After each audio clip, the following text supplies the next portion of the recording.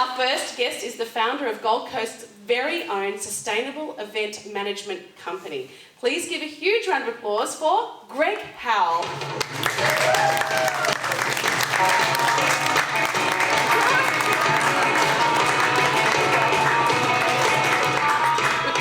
Thank you, Greg is taking a seat. That's fantastic. Greg, what's your background and why did you decide to affect change in the community? And there's a few hats that you wear, I believe, in doing this, so we'd like to hear more about that.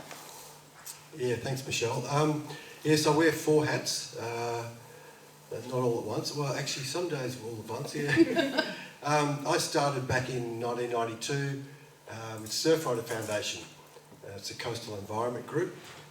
They've been going for about 6 months, and their national secretary, whose nickname was Farm Dog, decided to step down just as I walked through the door. I'd never worked in an office in my life, and they said, I said, I'm here to volunteer. Within a couple of weeks, I was National Secretary.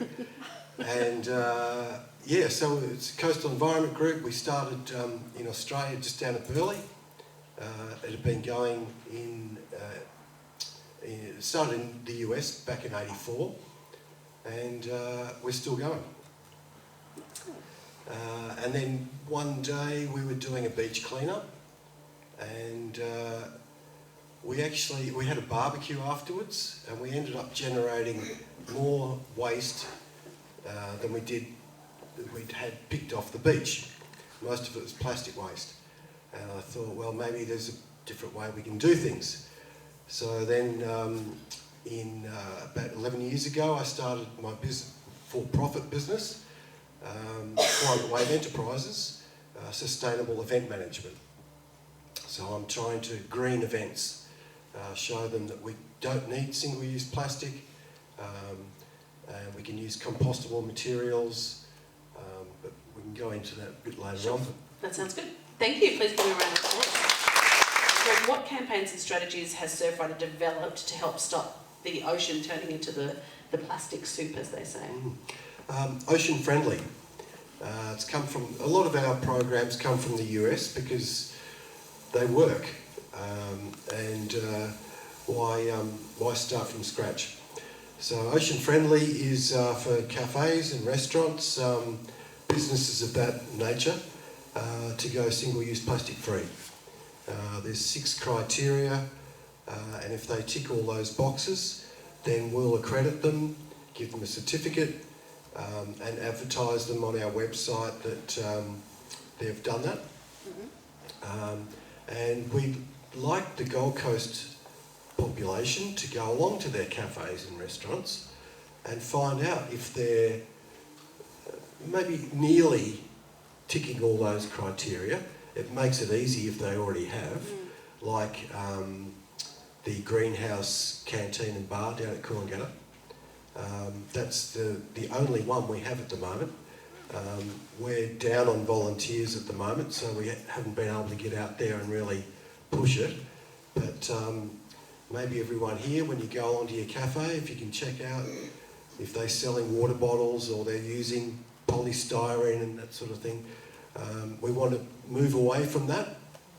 So how do we do that? Like, how do we put them in touch with you, or how do we express our opinion around that? Like, if you've got any advice for us? As we talked about before, with the dollar. If you're not happy with something, don't buy it. If you're not happy with being handed a polystyrene cup, reject it. And go somewhere that they're reusing their cups. Like, it's basically just going back old school, a lot of it. Wash the cup. Don't bloody throw it away. Yeah, great, okay, that's good. It was a progression, actually. I was living in Sydney, and I went to a No Nukes march in town, and at the time, I was a selfish, self-centred, bit egotistical, I suppose, just enjoying life, just doing my own thing, not caring for anyone else. And we actually took a 6-pack of beer each and went up to Pervert Girls. Right. Honestly. That was when I was late 20s. And we went up there, and it was a lot of people there. We started talking to people, finding out what was actually going on. And that was an enlightening process. We drank our beer, we perved at girls, but we learned something too. And I came away from it and I didn't know it at that time, but that was the start of the path. Okay, right. And so it's kind of unexpected for you, just sort of, that was just the catalyst to get you going. Okay. Yeah, and then I read a book by an English comedian who now lives in Australia, Ben Elton, called Stark, S-T-A-R-K.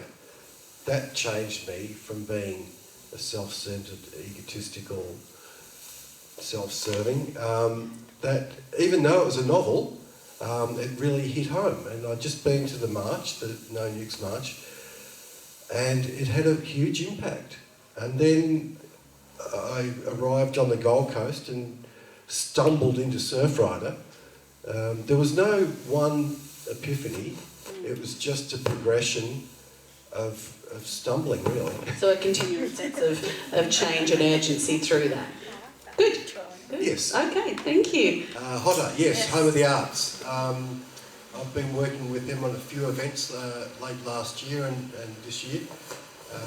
And I put in, I've been doing the waste management for it. So I put in a 5-bin system where we have to have the landfill bin because if it's an unticketed event, people can bring in their own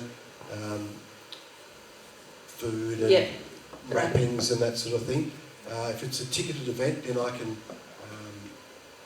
I can determine what is the serviceware that the food vendors hand out, which is all compostable.